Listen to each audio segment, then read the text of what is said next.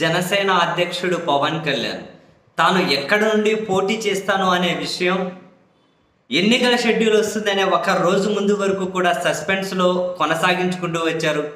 కారణం ఏంటి అంటే, తాను ఎక్కడ పోటీ చేస్తారో ప్రకటిస్తే జగన్మోహన్ రెడ్డి గారు వేసే వ్యూహాలు, స్ట్రాటజీస్ ముందు మనం నిలబడలేం, ఆయన ఎలాగైనా చేసి నన్ను ఓడించే ప్రయత్నం చేస్తారు అని పవన్ కళ్యాణ్ గారే ఓపెన్గానే చాలాసార్లు చెప్పారు. సరే, ఎట్టకేలకు కాపు సామాజిక వర్గం ఓట్లు ఎక్కువగా ఉన్నటువంటి పిఠాపురం నుండి బరిలోకి దిగుతున్నాను అని చెప్పి పవన్ కళ్యాణ్ ప్రకటించారు.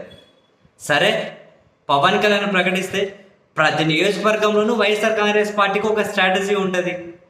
అండ్ ముఖ్య నాయకులు పోటీ చేసే దగ్గర వాళ్ళు మరిన్ని స్ట్రాటజీస్ అమలు చేస్తూ ఉంటారు. రాజకీయంలో అయినా, వ్యూహాలు రచించడంలో అయినా, పోల్ మేనేజ్మెంట్లో అయినా ఆరితేరిపోయారు. చంద్రబాబు నాయుడు గారు కూడా తట్టుకోలేకపోతున్నారు జగన్ గారి ముందు. ఆ స్థాయిలో జగన్ గారు ఆరితేరిపోయారు. ఇక చంద్రబాబు నాయుడు గారే తట్టుకోలేకపోతూ అంటే ఇక పవన్ కళ్యాణ్ ఎంత పొలిటికల్గా ఒక విధంగా చెప్పాలి అంటే నథింగ్గా పవన్ కళ్యాణ్ జగన్ గారితో పోలిస్తే రాజకీయంగా. సో ఇప్పుడు పిఠాపురంలో కూడా జగన్మోహన్ రెడ్డి గారు తన అస్త్రాలకు పదులు పెట్టడం మొదలెట్టారు. తన వ్యూహాలను, తన స్ట్రాటజీస్ని ల్యాండ్ చేసేశారు పిఠాపురంలో. పిఠాపురం ఎటు వంగా గీత గారిని పిఠాపురం చూసుకోమని చెప్పి, తనే కదా అభ్యర్థి, పిఠాపురం చూసుకోమని చెప్పి నెక్స్ట్ గొల్లప్రోలు, కొత్తపల్లి మండలాలకు కీలక నేతలను ఇన్ఛార్జిగా నియమించారు. గొల్లప్రోలుకేమో మాజీ మంత్రి కురసాల కన్నబాబు గారిని ఇన్ఛార్జిగా నియమించినటువంటి వైసీపీ అధిష్టానం కొత్తపల్లికి మంత్రి దాడిశెట్టి రాజా గారిని నియమించారు. అండ్ అంతేకాదు, పిఠాపురానికి సంబంధించి పోల్ మేనేజ్మెంటు, మనీ మేనేజ్మెంటు, మొత్తం మానిటరింగ్, ఈ వ్యవహారాన్ని చూసుకునేకి ద్వారంపూడి చంద్రశేఖర్ రెడ్డి గారిని అటువైపు రంగంలో దించారు. అండ్ కాపు సామాజిక వర్గానికి సంబంధించిన వీళ్ళతో మాట్లాడడం కోసం అని చెప్పి ముద్రగడ పద్మనాభం గారిని రంగంలోకి దించారు. రంగంలోకి దించడమే కాదు, ఇప్పుడు పవన్ కళ్యాణ్ మరింత భయపెడుతున్నటువంటి వార్త ఏంటి అంటే, ముద్రగడ పద్మనాభం గారు already ground work చేసేస్తున్నారట.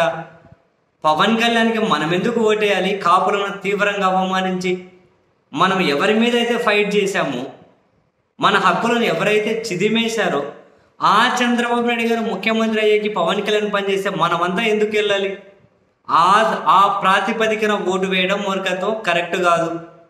Jaganmohan Reddy గారు అవకాశం ఇచ్చారు, గౌరవం ఇస్తూ ఉన్నారు, ప్రత్యేకంగా నిధుల కేటాయింపు ఉంటూ ఉంది.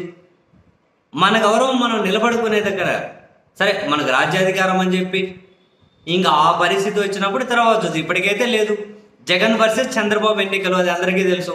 ఎవరి వైపు నిలబడాలన్నది ఆత్మగౌరవం కలిగిన మనం నిర్ణయించుకుందామని చెప్పి ముద్రగడ పద్మనాభం గారు తన వేలో తాను చక్కదిద్దుకొని వెళ్తూ ఉంటే, దాడిశెట్టి రాజా గారు కూడా మత్స్యకార సంఘాలతో అక్కడ సమావేశమై కొత్తపల్లి మండలంలో అండ్ జగన్ గారి పాలన ఏం జరిగింది, ఏం జరుగుతుంది, ఏ విధంగా అండగా ఉన్నాం, మొత్తం మీద వాళ్ళతో కూడా మాట్లాడేసి ఒక సమావేశం ఏర్పాటు చేసేశారు. నెక్స్ట్ ఇంకా వాళ్ళు రోజు ఈ పని మీదే ఉంటారు. మరి ఇవన్నీ కనుక పవన్ కళ్యాణ్ గారికి నిద్రపడని విషయాలే. అటువైపు టీడీపీ నుంచి వర్మ ఏమో గట్టిగా మద్దతు ఇచ్చే పరిస్థితి లేదు. పవన్ కళ్యాణ్కి ఏమో క్షేత్రస్థాయిలో ఇక్కడ ఏమీ కమిటీలు లాంటివి లేవు. ఎఫిషియెంట్గా పనిచేసి పోల్ మేనేజ్మెంట్ చేయగలిగే టీం లేదు. టీడీపీని నమ్ముకోవాలి.